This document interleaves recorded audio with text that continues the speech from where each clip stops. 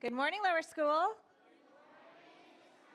Happy Friday, happy Spirit Day. Can you please wish all of our guests a very happy Friday? Happy Friday. It is also the Friday before Thanksgiving. We've been talking about gratitude. Let's just center ourselves with a little moment of gratitude. And remember, when we talked about being grateful, we can think about things in our lives that feel really big, like our family or our school or our friends, or we can think about things that are much smaller or feel smaller, like maybe you have something you're looking forward to on the weekend. Maybe you're going to have a special hot chocolate or go out for ice cream. So it can be something big or small, but everyone put something in their head that they feel thankful for this morning. Pass it in your heart. Hold on to it. Take a deep breath in. Nice exhale. Okay, let's hold that gratitude with us throughout today. And I am grateful today because we have shared in a really nice and special community project. So, there we go. How many of you have seen, almost all of you have at this point, this book or read it in your classroom? It's a gift of our words. So, our friend Mrs. Lindquist always knows what new books are coming out, and she brought this book to me a few weeks ago because she thought I would like it. It's called The Gift of Words, and she was right. I loved the book so much that I decided we were all going to read it as a lower school. If you've read the book in your classroom, did you also do something else with the book? What did you do with the book? Good. Yeah. What did you do? You had a leaf or a heart. What did you put on that leaf or a heart? Max, did you say inspiring things? Yes, inspiring what? What did you write? A word. So you chose an inspiring word. So in the book, at the end of the book, it talks about this holiday season. We're about to enter the holiday season, right? Next week is Thanksgiving. And it talks about that there can be lots of feelings during these next few weeks. And we really want to be intentional about how we feel in the holiday season and how we help each other feel in our community. And at the end of the book, do you recognize that picture up top of that tree from the book? Does anyone know who made our tree that's in our second grade hallway? Who made our tree? Miss Stokely Brown's made our tree, so we can give her a big round of applause for making our beautiful tree. So you all had the opportunity to choose a word or a couple of words to think about how you want to feel during these next few weeks in the holiday season, and also how we want to help each other feel as a community. So I just put a bunch of more words up this morning. So if you just gave me, they're not going to show you. I picked some of the words that I thought were really beautiful, but they're all so meaningful, all the words you chose. So these are just some examples of how you want to feel and how you want others to feel in these next few weeks. Joyful, feel cooperation, sportsmanship, belonging, forgiving. Are some of you seeing your own words up there?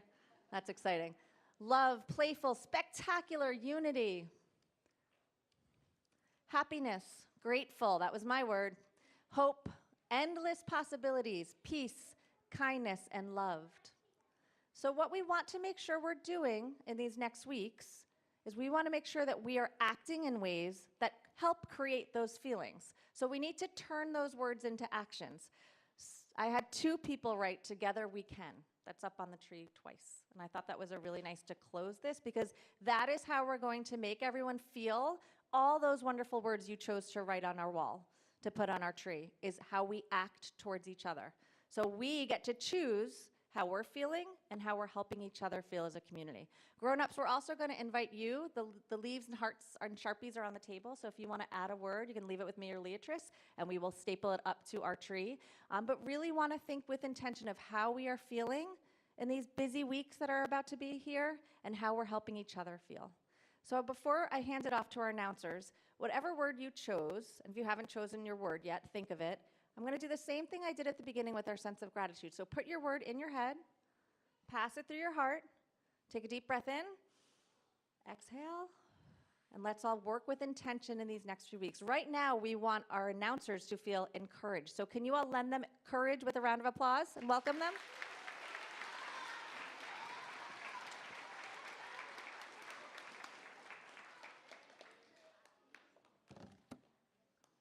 Welcome to Lower School Assembly. I'm Bella Pettis. I'm Wynn Boothby. I'm Mary Caroline Creighton. I'm Madeline Lamb. I'm Trip Kelly. The holiday season is coming up soon. I can't wait to have mashed potatoes and turkey. That sounds like Thanksgiving. I'd have those Christmas coming up next. can't forget Thanksgiving. I have a joke for you. What do you call a turkey on the day after Thanksgiving? Bob. Larry? Turnip? No, Lucky. What does a turkey give thanks for on Thanksgiving? I know, broccoli. No, vegetarians. Speaking of turkeys, I'm not a turkey. I'm trying to introduce the third graders.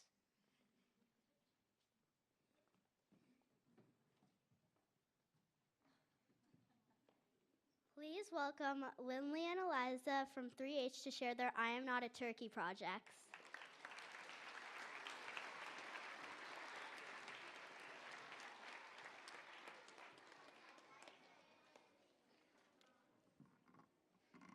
I am not a turkey, I'm LeBron James. You can't cook me on a grill while I'm already cooking on the court.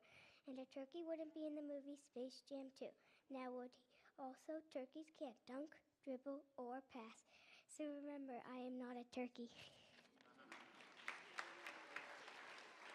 I am not a turkey, I'm a soccer player. My feet smell like rotten eggs because I just scored 3 goals. Like, could a turkey do that? When my teammates score a goal, you'll hear me scream, gobble, gobble. Hey, I'm no food, I'm the best winger ever. Put down your fork because I'm all muscle, no me here. I play for my club, Arsenal, but I'm from Turkey A place with no turkeys whatsoever, okay? Remember, I am not a turkey.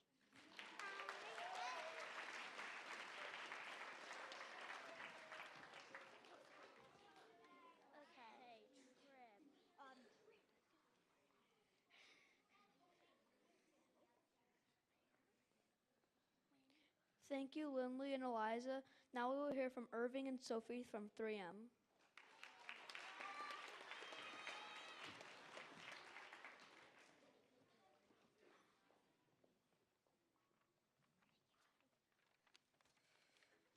I am not a turkey. I am a candy bar with a very red wrapper. Inside me is a turkey made out of not tasty chocolate. No one should eat this. If you do, your teeth will fall out. Also, you get a bad tummy ache. Uh-oh, I see someone coming close to me. Got to go. Remember, I am not a turkey.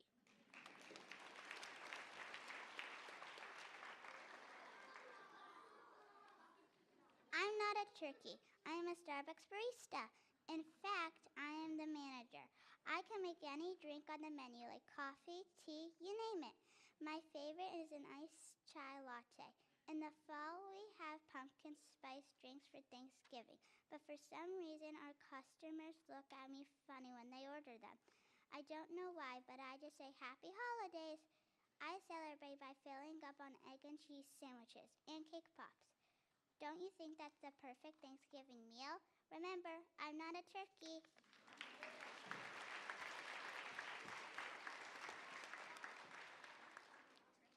That was great, Irving and Sophie. Now welcome Charlie and Teddy from 3S.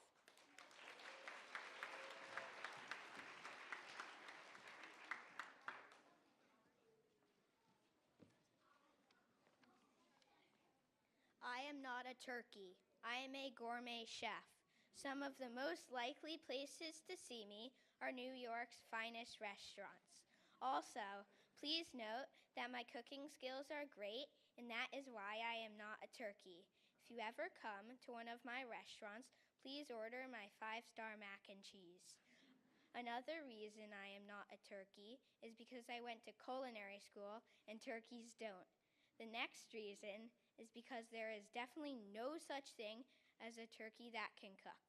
Finally, I definitely know that turkeys don't know how to use knives. Remember, I am not a turkey.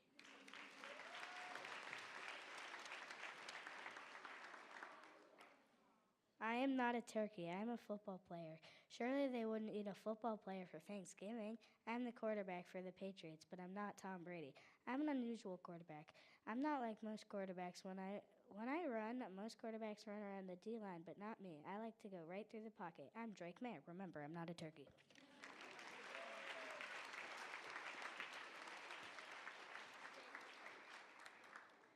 Thanks, guys. Just to be clear, I'm not a turkey. Snap out of it. We're not turkeys.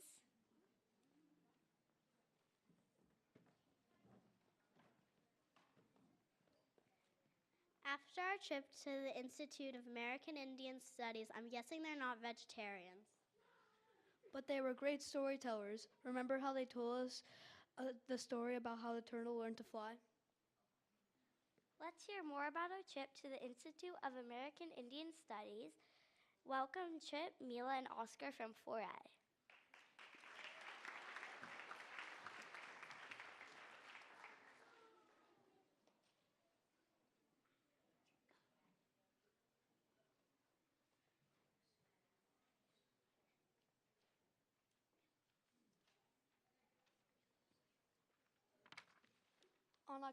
On October 28th, the fourth grade went to the Institute for American Indian Studies in Washington, Connecticut.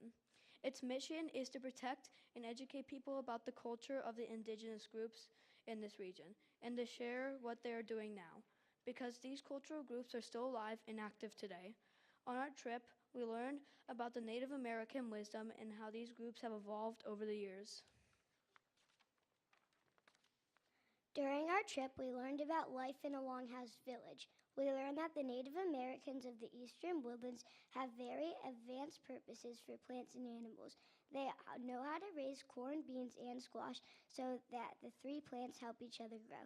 They call these plants three sisters. Long ago, they used different types of animal fur to make clothing. Beaver fur is naturally waterproof, so they used it to make winter coats and blankets. They used deer hide to make summer clothing. On our trip, we went into a longhouse and learned how they made fires for warmth and nets for fishing. We also played traditional Native American games. The first game we learned was hoop and stick. It was very simple.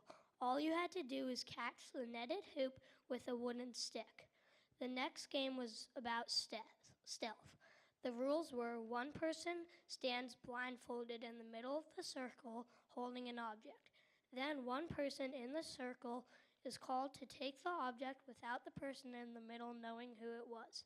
Then all the players put their hands behind their backs and the person in the middle tries to guess who took it. It was so much fun.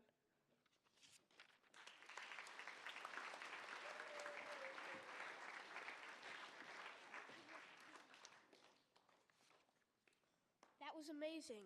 Now let's welcome Taylor, Teddy, and Finn from 4Q.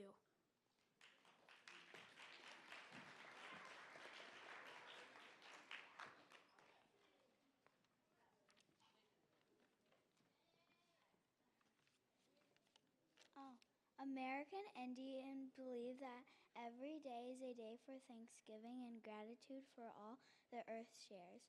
Gratitude for the trees that give homes and plants that give food and medicine. Every day is a day to give thanks. Gratitude for the forests that give animals to hunt and lakes and rivers that give fish to catch and water to drink. American Indians believe that plants and animals in nature are true beings that deserve to be thanked for their sacrifices. Every day is a day to give thanks. American Indians believe they have a duty to live in balance and harmony with all living things and to waste nothing. They believe they have a duty to thank Mother Earth for supporting those who walk the land. Every day is a day to give thanks.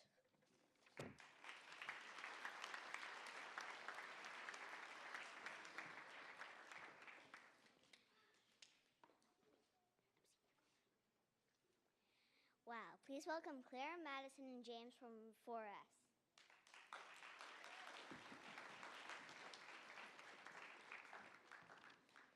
Indigenous peoples have a long and important tradition of storytelling. Instead of writing their stories down, they share them by speaking and retelling them from one generation to the next. Being trusted to share these stories is a special honor. These oral traditions help connect the past, present, and future. They teach important lessons about how to treat others, explain how the world came to be, and share cultural beliefs as well as family and community history. We were very lucky to hear stories from Darlene Kaskak. She shared many wonderful tales with our grade, including how the chipmunk got its stripes, why the bear's tail is so short, and how the turtle learned to accept himself, and how the owl came to be. We also heard a story about why some animals hibernate in the winter instead of flying south with the birds. are grateful to her for helping us learn about and appreciate the cultures that came before us.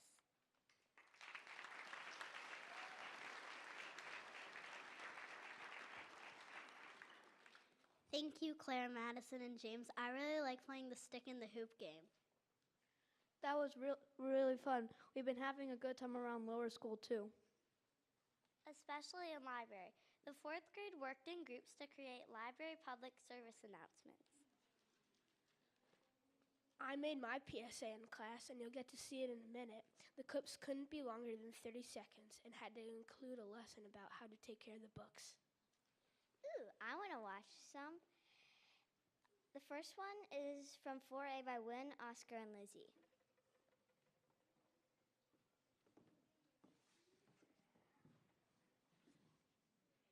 I'm going to save this aside for the book so I don't spoil it on my book.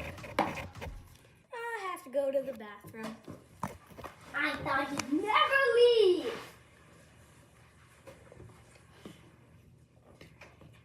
Oh no, I spilled! It got all over! Oh no, I'll just have... Oh no! Oh, he's gonna be so mad at me! What am I ever going to do? Just hide! Oh my goodness! What happened?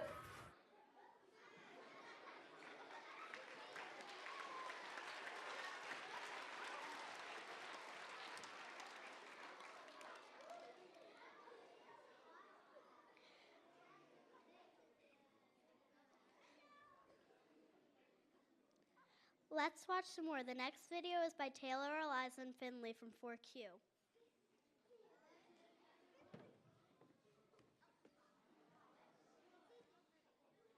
Do you really want your books to look like this? Do you really want to damage your books? Because this is what happens. Be careful and don't wet the books.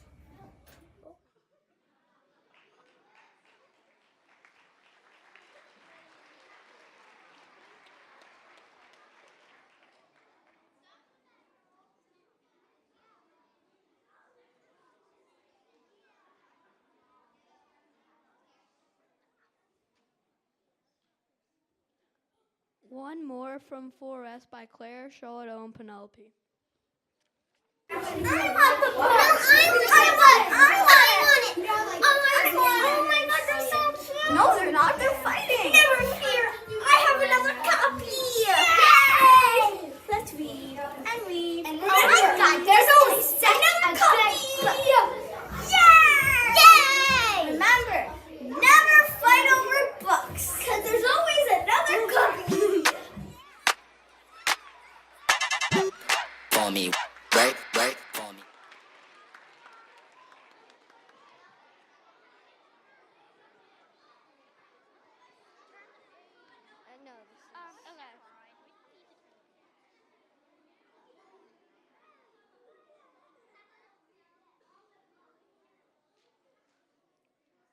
Speaking of movies, the 2nd graders visited the Prospector Theater 2 weeks ago. Now they are going to share a little bit about their field trip. Let's welcome Jackson, Charlotte, and Declan from 2B. And from 2C, Genevieve, William, and Finn. And from 2D, Tahan, Ketse, Reed, and Hannah.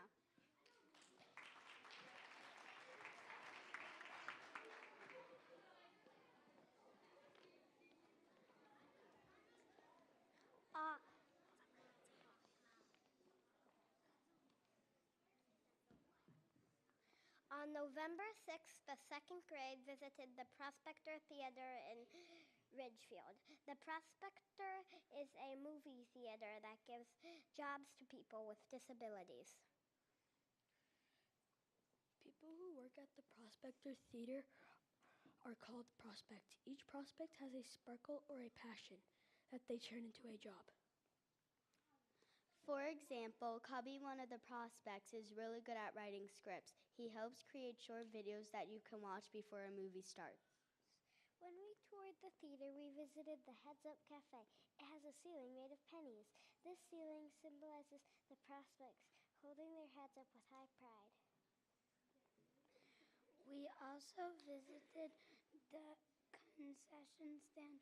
They make homemade popcorn. There's also also candy and soda, plus unlimited butter for your popcorn. There were also cool mosaics and a sparkle sign made out of colorful butter.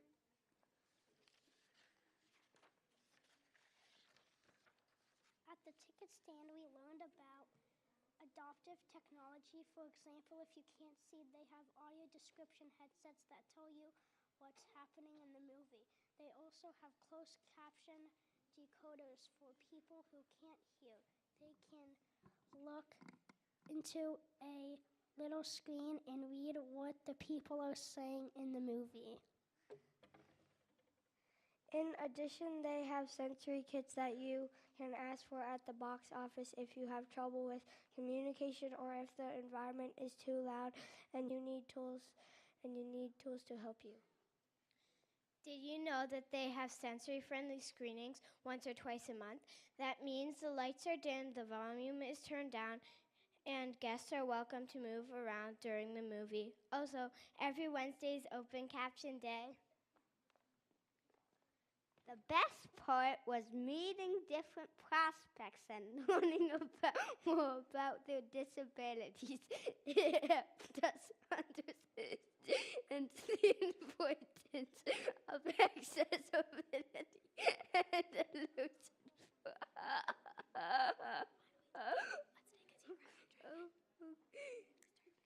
The best part was meeting different prospects and learning more about their disabilities.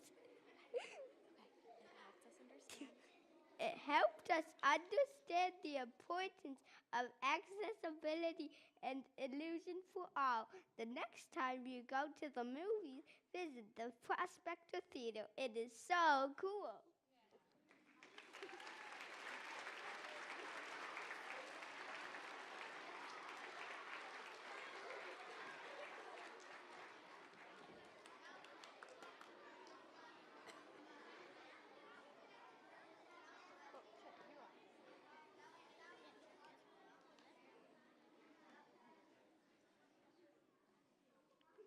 Wow, that reminded me of when I went there. It blew my mind. Amazing job, second graders. Let's start to wrap things up. It's time. Miss Lindquist has an announcement.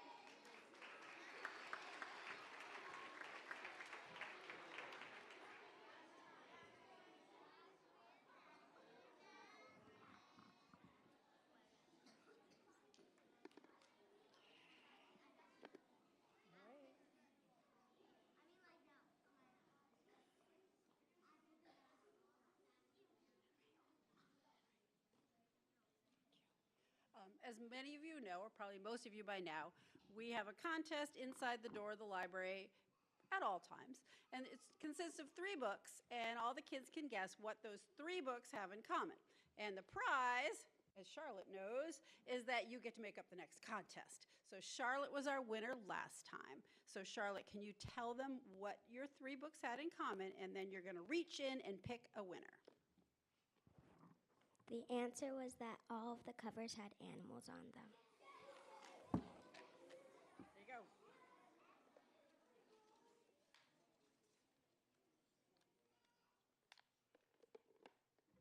Trip.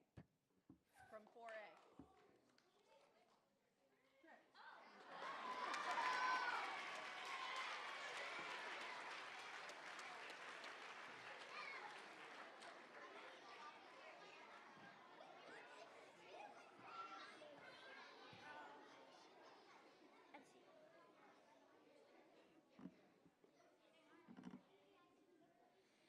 Before we leave today, let's have a mindful moment together. Let's all take a deep breath in through our noses and out through our mouths.